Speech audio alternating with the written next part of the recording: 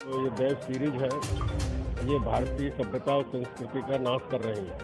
जो web series वाले हैं वो एक अपने छोटे से प्रॉफिट के लिए आने वाली पीढ़ी को भ्रमित कर रहे हैं और उन्हें इस मार्ग पर ले जा रहे हैं जो मार्ग निश्चित रूप से पतन की ओर ले जाएगा उन्हें। फेसबुक की बात कर लेते हैं। फेसबुक पे तो ये सब बहुत गलत है।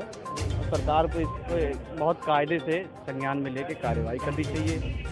मेरी एक बेटी है जो 2nd क्लास में पढ़ती है और उसकी स्थिति ये है कि वो एक दिन अपने क्लास से आई, शाम को बता रही है कि पापा हमारे क्लास में हमारा एक दोस्त था, उसने हम एक छोटी सी उसकी भी फ्रेंड थी उसी के क्लास में, और वो दोनों आपस में किस कर रहे थे। अब आप बताओ, इस समाज में अगर हम लोग अपनी मानसिकताओं में थोड़ा भी बदलाव नहीं लाए तो आज से 20 साल बाद ऐसी भयावह स्थिति बनेगी जिसके बारे में हम सोच भी नहीं सकते।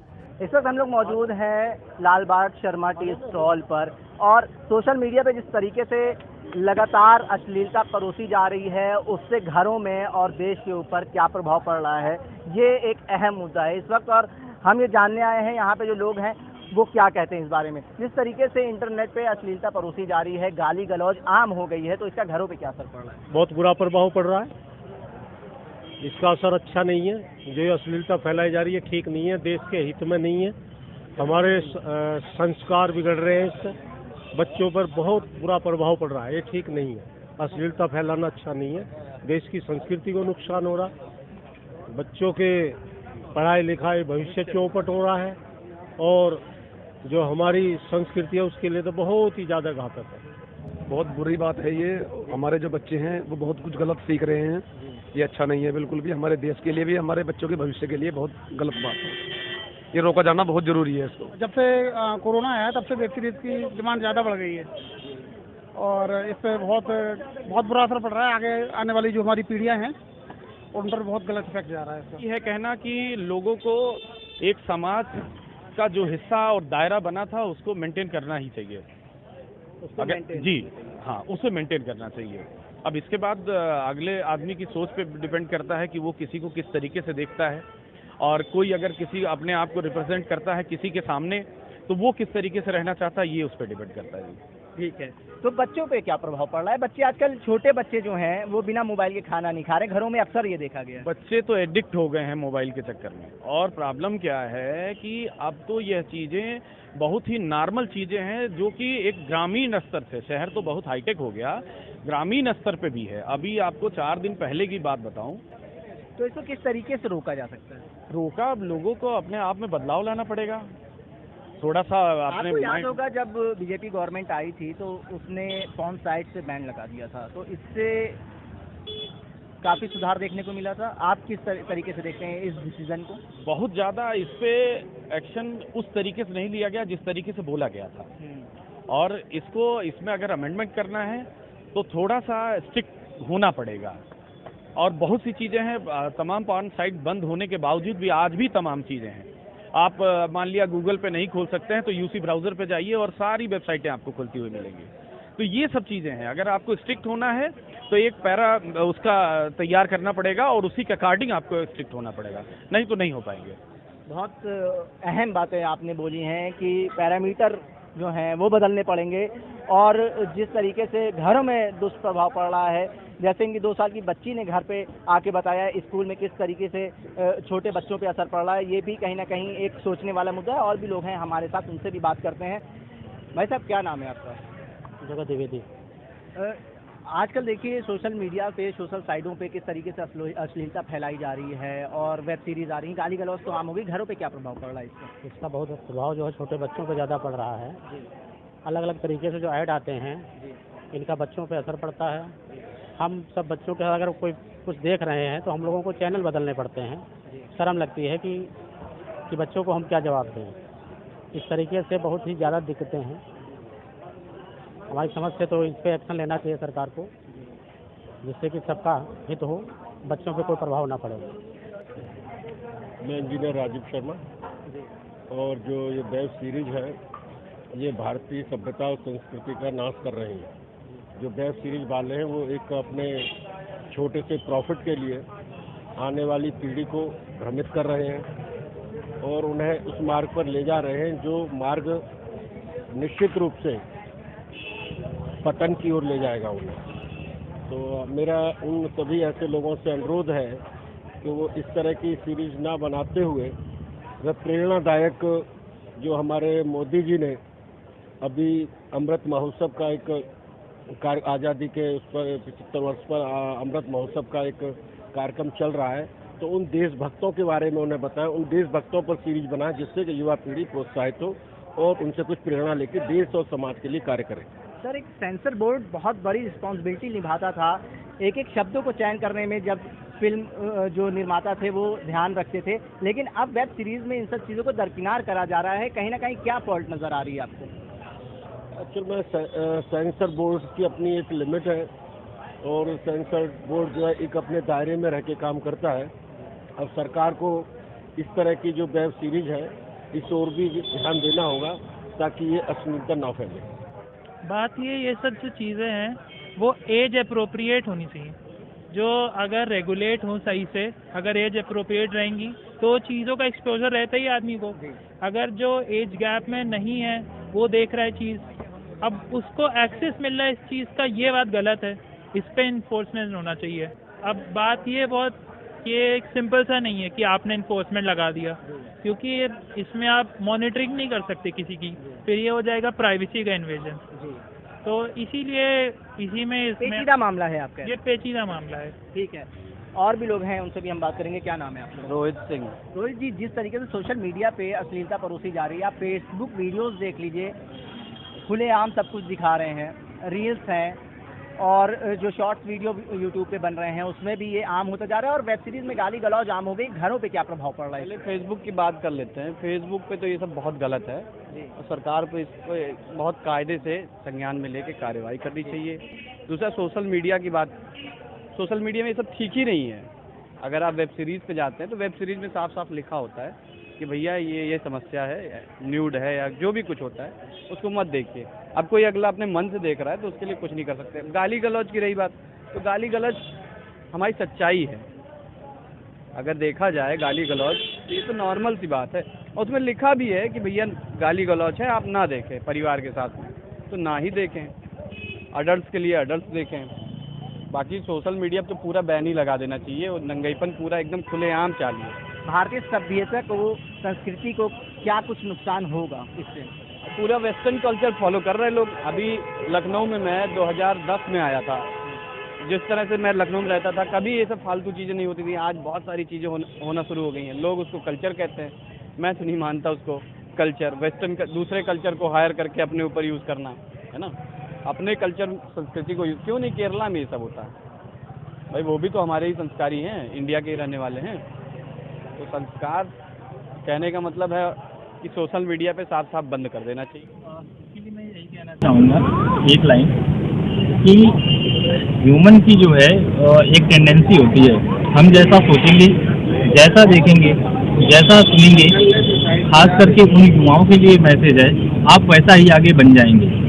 तो मैं सबको ये कहूँगा कि आप तो ऐसी चीज़ों से बचिए, अदरवाइज जो आपका फ्यूचर है वह ब्राइट नहीं है। और कोशिश करिए कि आपके एज ग्रुप के भी जितने लोग हों उनसे कहिए कि इन चीज़ों को बाइकाट करें। यदि आप बाई द बेस यदि आप रिस्ट्रिक्शन नहीं लगा रहे हैं तो इसको किस तरीके से सुधारा जा सकता है? एक तो कुछ गवर्नमेंट को भी एक्शन लेना चाहिए इस चीज़ पे कि जैसे कि कोई भी वेब सीरीज बना ले रहा है और किसी भी तरह का, तो उसका भी एक क्राइटेरिया होना चाहिए कि किस लेवल पे आप क्या क्या चीज़ों को कैसे समाज में उसको ला सकते हो। एक तो वहाँ से, और दूसरी चीज़ है कि लोकतंत्र है तो खुद बाइकाट करो। लोकतंत्र की एक मर्यादा होती है, मर्यादा को लाने की क्या जरूरत पड़ रही है अगर आपको अपने आप को इस स्तर पे पहुँचाना है जहाँ पे बिल्कुल नहीं पाता? हाँ बिल्कुल सही है, उसकी भी एक मर्यादा है। मर्यादा सबको अपनी, देखिए हम ह्यूमन हैं, ह्यूमन बीइंग है, हमारे लिए कुछ मर्यादा है, सबका अपना धर्म होता है। मेरा कहना यही होगा कि आप अपनी मर्यादा में रहिए, क्योंकि जो आपका मुद्दा है वह हमारी मर्यादा में नहीं आता। कि किसी न्यूज़ चीज़ को देखना और किसी को गाली देना, तो यदि हम आप मर्यादा में नहीं आता, लेकिन जब सामने वो चीज़ आ जाती है तो आपका रिएक्शन क्या रहता है, लेकिन दूसरे का रिएक्शन क्या रहेगा? ये एक अहम टॉपिक है कि वो जो नहीं देख रहा उसके सामने भी हो जाता है। तो इसका यही है कि रेस्ट्रिक्शन इस पर लगाया जाए बाय द गवर्नमेंट कि ये समाज में ना आए। हमारे साथ एक महिला भी है, उससे भी हम अहम टॉपिक किस तरीके से देखती हैं। सबसे पहले तो मैं ये कहना चाहूँगी कि लोकतांत्रिक समाज है, लेकिन लोकतांत्रिक समाज का मतलब ये नहीं है कि हम गलत चीज़ों को बहुत बढ़ावा दें, ये हमारी अपनी सोच पे भी डिपेंड करता है। लेकिन मैं ये भी कहना चाहूँगी कि कई जगहों पे इंडिया जो है वो डाइवर्सिटी ऑफ कल्चर, मतलब कि हमारे पास डिफरेंट कल्चर्स हैं, हम उन चीज़ों को भी रिप्रेजेंट कर सकते हैं। लेकिन आजकल अगर आप देखेंगे तो सोशल मीडिया पे गाली देना या कह सकते हैं इंस्टाग्राम पे ऐसी वीडियोस बनाना एकदम नॉर्मल हो गया है। तो बनाने वाले से ज़्यादा मैं ये एक्सपेक्ट करती हूँ कि जो लोग देख रहे हैं तो एग्जैक्टली जो हमारी कम्युनिटी है या टारगेट ऑडियंस है वो देखना क्या चाहती है। इसका मतलब अगर उनके ज़्यादा फॉलोअर्स है, व्यूज़ है, तो इंडिया का कहीं ना कहीं 50 से 60% लोग यही देखना चाहते हैं, तब तो वो वीडियोज़ इतना आगे जाके प्रमोट हो रही हैं। और ये भी बिल्कुल ठीक है कि हम जैसा देखते हैं हमारी विचारधारा वैसी हो जाती है, हमारे एक्शंस वैसे ही हो जाते हैं। तो मुझे लगता है कि there should be some criteria, some rules and regulations जो होने चाहिए। हम अगर कोई भी वेब सीरीज बना रहे हैं या कोई भी ऐसी रील बना रहे हैं, और मनोरंजन का मतलब ये बिल्कुल नहीं है कि आप अभद्र शब्दों का उपयोग करें, अश्लील वीडियो बनाएं और गाली देना आजकल समाज में बहुत ही नॉर्मल हो गया है। तो मनोरंजन का ये बिल्कुल भी मतलब नहीं है। पर अगर हम इस चीज़ को लाइक कर रहे हैं तो कहीं ना कहीं हमारी सोच ये दर्शाती है कि हम ये सब कुछ देखना चाहते हैं। I think this should be publicly boycott. आपने कल्चर की बात करी, जब हम दूसरों से ये सवाल करते हैं कल्चर की, संस्कृति की, तो वेस्टर्न कल्चर से ये चीज़ आई है लोग कहते हैं। तो क्या आप ये मानती हैं कि वेस्टर्न कल्चर को हम लोग अपना रहे हैं? नहीं, बिल्कुल नहीं, मैं नहीं ऐसा मानती हूँ, क्योंकि भारत बहुत ही बड़ा है और उसमें बहुत डिफरेंट कल्चर्स हैं। एक मैं ये भी कहना चाहूँगी कि everyone want to be a star in a short duration, जबकि बिना मेहनत के कुछ भी हासिल नहीं होता है। और मैं ये भी कहना चाहूँगी कि आजकल हर कोई अपने आप को फिल्म इंडस्ट्री से कोरिलेट करता है। जैसे हीरो हीरोइंस बाहर जाती हैं तो बहुत ही कम ऐसी कुछ ही हीरोइंस होंगी जो अपने भारत की सभ्यता को फॉलो करते हुए साड़ी या कुछ पहनना पसंद करेंगे। अदरवाइज तो आप देखते ही हैं, सभी लोग देखते हैं रेड कार्पेट पे लोग क्या पहन रहे हैं क्या नहीं पहन रहे हैं। तो मुझे लगता है कहीं ना कहीं हद तक जो बॉलीवुड है वो बहुत बड़ा इन्फ्लुएंसर है हमारी आज की जनरेशन को खराब करने के लिए, जिसके लिए हमारे बीइंग अ पेरेंट्स हमें ये सोचना चाहिए कि हमें अपने बच्चों को कैसी विचारधारा में बड़ा करना है, कैसा उन्हें संस्कार देने हैं, किन चीज़ों के थ्रू हमें उन्हें जाने देना है। तो क्या नाम है? मेरा नाम बीनू जी है। बीनू जी ने एक बहुत अहम बात बोली है कि कहीं ना कहीं बॉलीवुड भी जिम्मेदार है इस चीज़ पर। आते हैं आपके पास, और भी लोग हैं, उनसे बात करेंगे। अनिता जी, जिस तरीके से सोशल मीडिया पे आप देखेंगे आजकल अश्लीलता पर रोकी जा रही है, गाली गलौज आम हो गई है वेब सीरीज में, तो इससे घरों पे क्या रोकना पड़ता है, चेंज करवाना पड़ता है, देखना भी तो जा रहा है क्या घर से ले जा रहा है, मानते तो हैं ऑन करेंगे, उनको बहुत लगता है यही सबसे अच्छा है और वो देखना ही नहीं चाहते। थोड़े यंग होने लगते तो और अब कितना आप रोक सकते हो? इसमें कौन जिम्मेदार, किसको बताएं साहब, हम तो कलेक्टिव है। बच्चों को तो खैर इसलिए नहीं क्योंकि अगर ना होता तो ज़्यादा इतना नहीं, एक लिमिट तक तो ठीक है। अब जिस तरीके से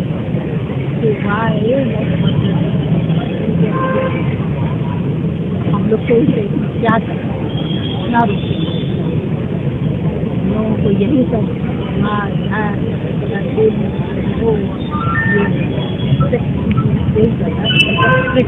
तो घर के बच्चों को इससे क्या प्रभाव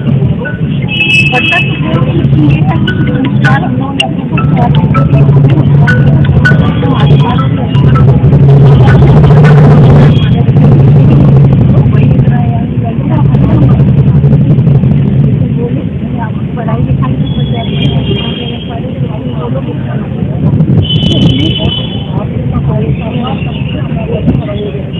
सर आपके पास भी जा रही है,